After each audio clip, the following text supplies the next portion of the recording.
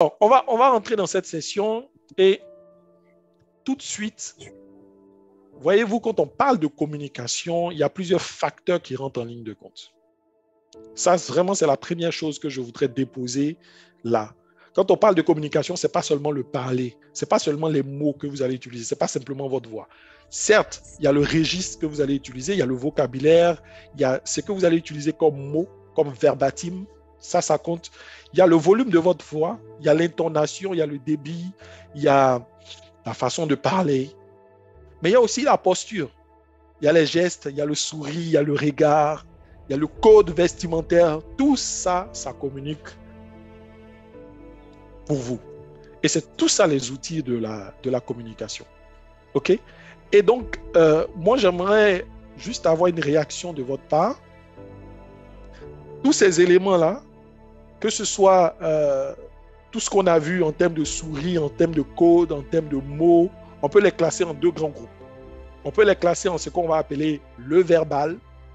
On peut les classer aussi, ça c'est le premier groupe, en ce cas, on va appeler le non-verbal. Donc, sachez que globalement, dans la communication, il y a deux choses. Il y a le verbal et il y a le non-verbal. Alors, selon vous, vous allez me répondre dans le chat. Je vais vous donner une petite minute pour réfléchir. Si vous devez répartir les pourcentages entre le verbal et le non-verbal, selon vous, quelle est la répartition sur 100%?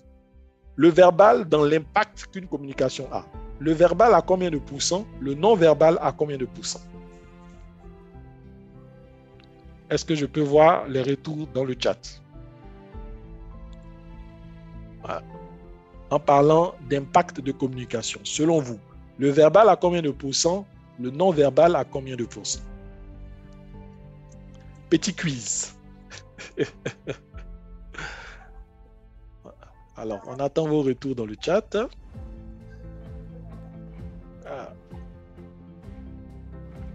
Ok, Evelyne nous dit le verbal à 40%, le non-verbal à 60%. Ok, merci Evelyne. Christelle Aubray aussi nous dit 60-40. Donc, Christelle, je ne sais pas, 60, c'est pour qui? C'est pour le verbal ou le non-verbal? Christelle, est-ce que vous pouvez préciser? Voilà. Hamilton nous dit le verbal à 70% et 30% le non-verbal. Ah, on commence à avoir les contraires. Hein. Pas mal. Abdul Karim nous dit 70% verbal, non-verbal 30%. Jean-Jacques Kofi nous dit le verbal c'est 45%, le non-verbal 55%. Ok, Jean-Jacques, intéressant. Dominique nous dit le verbal c'est 20% et le non-verbal 80%. Ok. Ok. Ok. Super. Evelyne précise, elle parlait de 60% le verbal. Ok. Intéressant. Intéressant en tout cas. Intéressant tout ce que vous mettez comme réaction. Eh bien, écoutez, celui qui a donné le chiffre exact, bravo à vous tous. Je pense que la grande majorité dans le chat a compris que le non-verbal a beaucoup plus d'impact dans la communication que le verbal. Voilà. Donc, pour tous ceux qui ont dit le verbal, sachez que le non-verbal a beaucoup plus d'impact dans la communication que le verbal. Parce que notre premier outil de communication, c'est nous. C'est nous. Et il y a quelqu'un qui a, je pense, il faut que je regarde dans le chat, je pense que ça doit être Jean-Jacques, qui a donné les mesures exactes.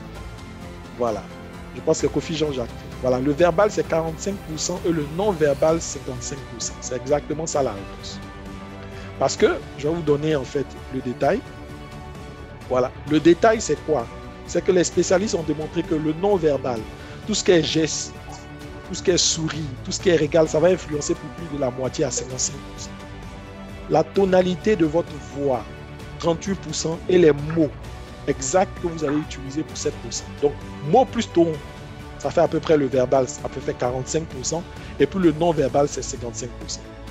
Donc ça, c'est la première statistique à retenir en termes d'impact. Et justement, quand nous prenons conscience de ça, ça veut dire quoi pour nous? Pour nous voulons être des communicateurs impactants. Ça veut dire que nous devons faire attention à notre non-verbal. Ça, c'est la première vérité que ça révèle. Faire attention à notre non-verbal. Et dans le non-verbal, il y a quelque chose de super important. C'est sur lequel je veux mettre l'accent. On pourrait mettre l'accent sur beaucoup de choses, sur le code vestimentaire, sur la distance, sur le regard, Tout ça, ça fait partie du non-verbal, mais vous voyez, on a juste quelques minutes, on ne pourra pas traiter de tout ça. Moi, ce sur quoi j'aimerais mettre l'attention, c'est surtout sur les gestes que vous faites pour accompagner votre communication. Ça va compter pour énormément dans la compréhension de votre message et ça va compter pour énormément dans l'impact que vous voulez donner au message. Et je vais vous illustrer cela toujours par un petit exercice.